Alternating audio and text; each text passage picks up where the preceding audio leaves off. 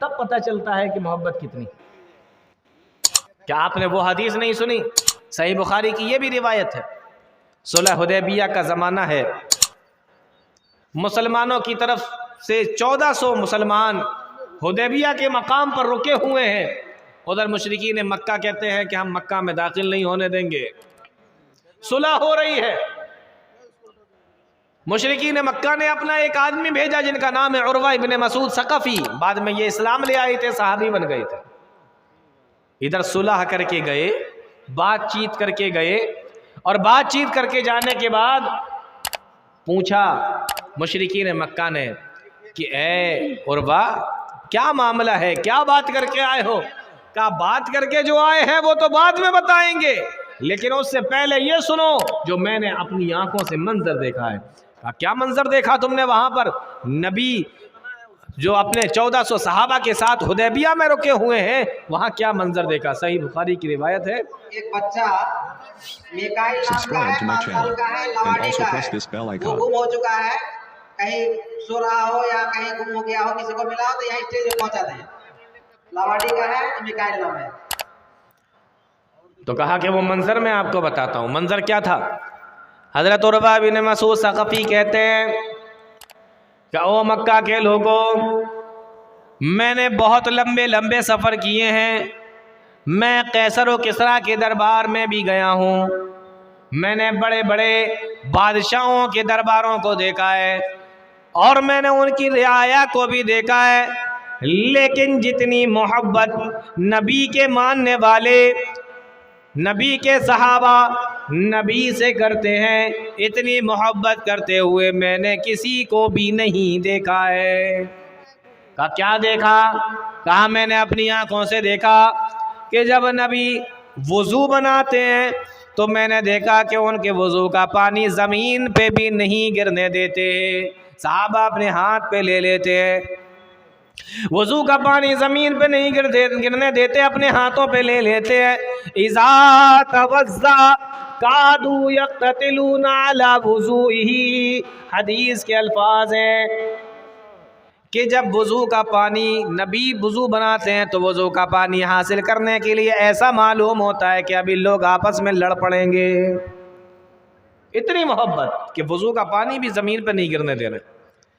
कहा मैंने देखा कि जिसको वुज़ू का पानी मिल गया वो अपने हाथों को, गीले हाथों को अपने चेहरे पे मल लेता है, अपने जिस्म पे मल लेता है, और जिसको वो पानी नहीं मिल पाया तो वो अपने दूसरे मुसलमान भाई के गीले हाथों पर अपने हाथ को यूं फिराता है, और उसके बाद उसके हाथ जब गीले हो जाते हैं तो वो अपने आँखों पे मल लेता है, अपने चेहरे पे मल लेता है। मैंने इतनी मोहब्बत करते हुए आज तक न कैसर के दरबारियों को देखा, न किसरा के दरबारियों को देखा, न नज्जाशी के दरबारियों को देखा।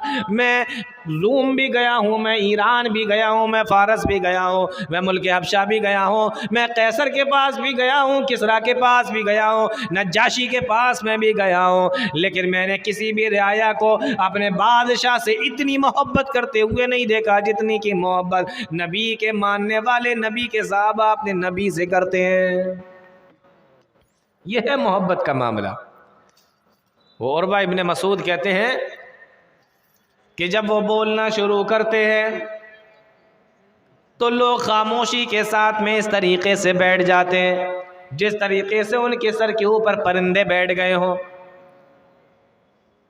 परिंदे सर पे बैठ गए हों। जरा सी हरकत करोगे परिंदा उड़ जाएगा, तो आदमी क्या करेगा? सुकून से बैठा रहेगा, परिंदा उड़ ना जाए। आपने भी देखा होगा किसी दीवार पे कोई कबूतर आकर बैठ जाए तो आप क्या कहते हैं? शोर नहीं होने देते, शोर नहीं मचाने देते कि उड़ ना जाएगी। कहा ऐसे सुनते हैं बात को कि जैसे सर पर परिंदा बैठा हुआ हो, और जरा सी हरकत करोगे तो परिंदा उड़ जाएगा। वइज़ा तकल्लमू खफ़ज़ू अस्वातहुम, खामोशी के साथ में नबी की बात को सुनते। मैंने आज तक अपनी जिंदगी में इतनी मोहब्बत करने वाला किसी को देखा ही नहीं। यह है प्यारे नबी सल्लल्लाहु अलैहि वसल्लम से मोहब्बत। आज हमारे पास में क्या है मेरे भाइयों? ज़रा सी देर के लिए अगर आप गौर करेंगे तो आपको पता चलेगा कि सिवाय दावे के और कुछ नहीं है। हम दावा करते हैं और खूब दावा करते हैं, लेकिन आज हमारी हालत क्या है, मुसलमानों की हालत क्या है, हमारे नौजवानों की हालत क्या है, ख्वातीन की हालत क्या है, घरों का माहौल और घरों का मुआशरा हमारा कैसा है, आप अंदाजा करें।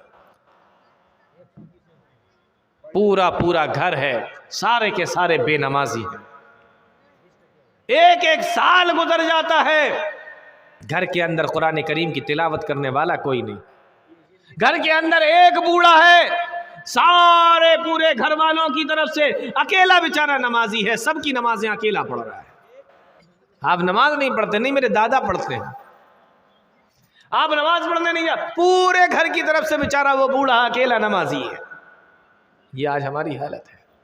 हमारी हालतें देखो और हमारे दावे देखो, तो अल्लाह ताला ने एक तराजू दिया, एक पैमाना दिया, उससे पता चलता है कि आप अपनी बातों के अंदर कितने सच्चे हैं, आप अपने दावे के अंदर कितने सच्चे हैं। दावा मेरे भाइयों सभी करते हैं, लेकिन जब आप अपने आप को उस पर जांचेंगे, परखेंगे, तो आपको समझ में आएगा कि आप कितने पानी में हैं, आपका दावा कितना सच्चा है, आप अपने दावे के अंदर झूठे हैं या सच्चे हैं। मैंने शुरू में आपको 2 हदीसें सुनाई थी, जिसके अंदर ये बताया गया है सही बुखारी के हवाले से।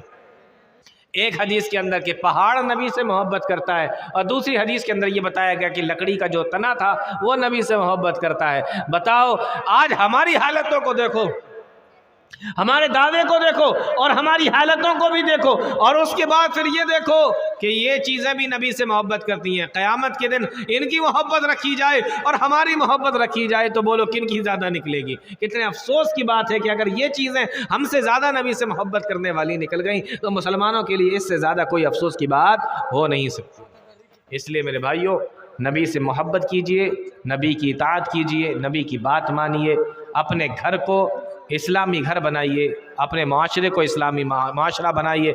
अगर बेनमाजी हैं तो नमाजी बन जाइए, अगर कुरान की तिलावत छोड़ रखी है तो कुरान की तिलावत करने वाला बन जाइए। अपने आप को अल्लाह और उसके रसूल के हुक्म के मुताबिक, मर्ज़ी के मुताबिक ढालने की कोशिश कीजिए। अल्लाह नेक अमल की तौफ़ीक़ अता फ़रमाए, कुरान और हदीस तो समझने की, उस पर चलने की तौफ़ीक़ अता फ़रमाए। आमीन या रब्बल आलमीन। व आखिर दवाना अल्हम्दुलिल्लाहि रब्बिल आलमीन। वस्सलामु अलैकुम। जज़ाकुमुल्लाहु खैर जज़ा। ये थे मौलाना फजलुर रहमान साहब। एक ज़रूरी ऐलान,